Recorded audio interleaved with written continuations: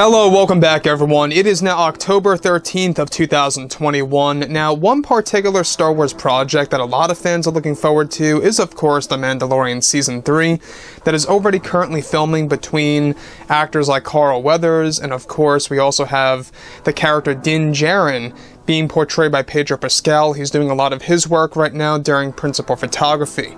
This is Mike Zero. Make sure to subscribe if you're new to the channel for future Star Wars updates.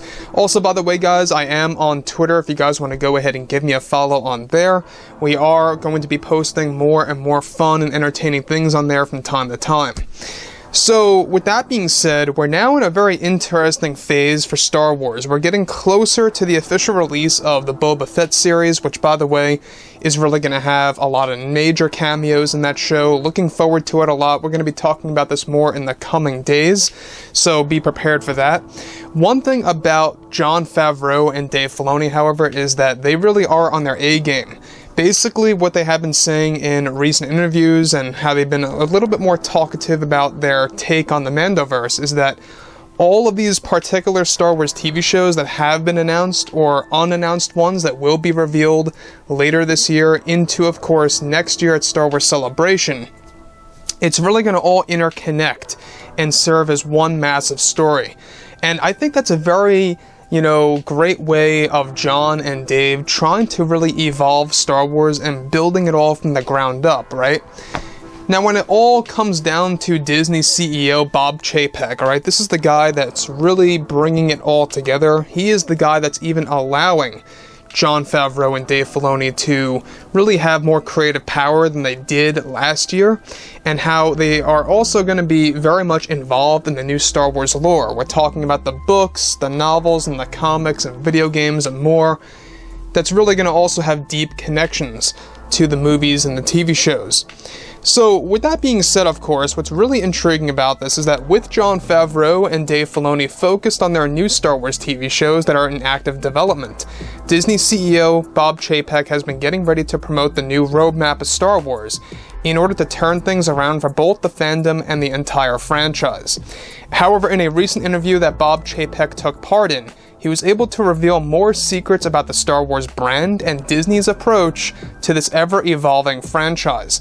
Now, at one point in time, Bob Chapek went on to state that myself and Bob Iger, the previous Disney CEO, would have many conversations about how the Star Wars world should be handled after the sequel trilogy was coming to a close. Just before I took over in early 2020, myself and Iger went back and forth on what we could do to transform this series and go back to the basics of what the fans love. Bob Chapek went on to state that I am actually still in contact with Iger and have been informing him of how we are pushing to end the hiatus of Star Wars movies. We realize that Star Wars belongs on the big screen and that we don't want streaming to dominate the Star Wars brand. It's always great to keep a good balance, and so we will be talking more about new films in the coming months. Chapek went on to reveal that I will admit that there were actual many times in which Bob Iger had confessed to me that he and everyone at Disney had no plans for the sequel trilogy movies, and that they were very intimidated by an overly demanding fandom, which led them to making some wrong and right choices from time to time for the sequel films, creating this unbalanced nature of that trilogy.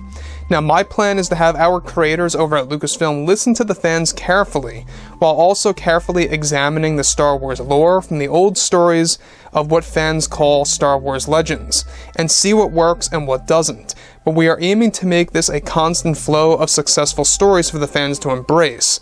Now, Chapek also unveils that there were endless moments in the past in which Bob Iger over at Disney purposely ignored George Lucas's vision for some of the ideas that should have been used for the sequel trilogy movies, one of which has to do with Luke Skywalker getting tons of screen time in Episode 7. This was rejected not just by Iger, but also by Miss Kennedy, which I believe was the root of all the mistakes that we had made in the past with the sequel movies. Our mission with the TV shows is to really go in depth for these fan favorite characters, and that we are in very close contact with George Lucas, and that he is personally helping us greatly with the overall direction of the new approach to Star Wars. In the past, Iger had even told me that Star Wars was a very tough property for him to handle.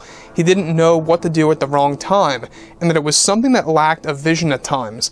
This is what we are trying to repair with our Disney Plus streaming service and brand new movies that we will be announcing in the coming months.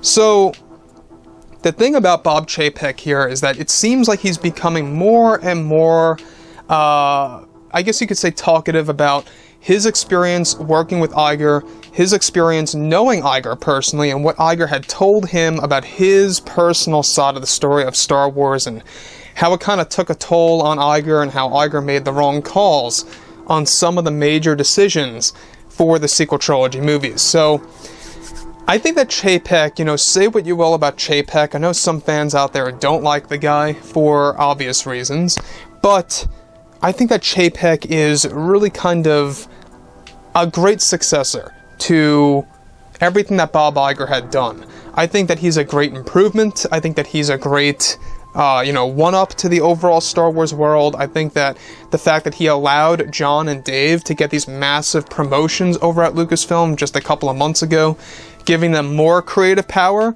more creative control, leaving Kathleen Kennedy more and more out of the picture of Star Wars. I gotta give Bob Chapek credit for that. I really do, guys.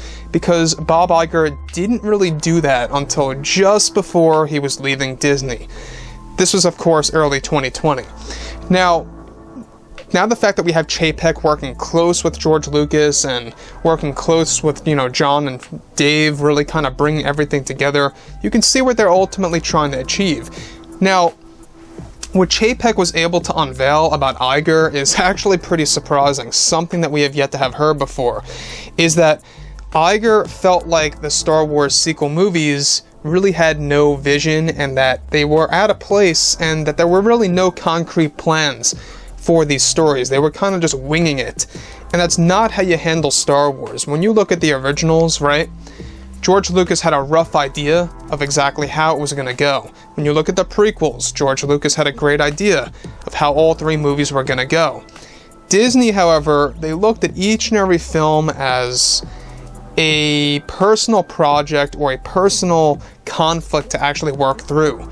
That's exactly why it seems so very inconsistent, where it almost seems like that each and every movie didn't really belong to the other film, right? If you look at The Force Awakens and The Last Jedi, they just feel so different in comparison to each other and so disconnected. It's really hard to explain, but I guess that all has to do with the fact that, there were so many different changes and so many different wrong decisions that were made by director Rian Johnson, and how they also tried to make up for that loss in The Rise of Skywalker, and it just did not work. So what Bob Chapek was able to say is actually truly surprising, of how he was finally to admit the truth about Iger and more. So with that being said, guys, drop a comment below. Let me know about all of this in the comments, and if you guys did enjoy the content for today, do make sure to drop a thumbs up on this video to support the channel. I thank you all so very much for the kind support, and I'll catch you guys next time.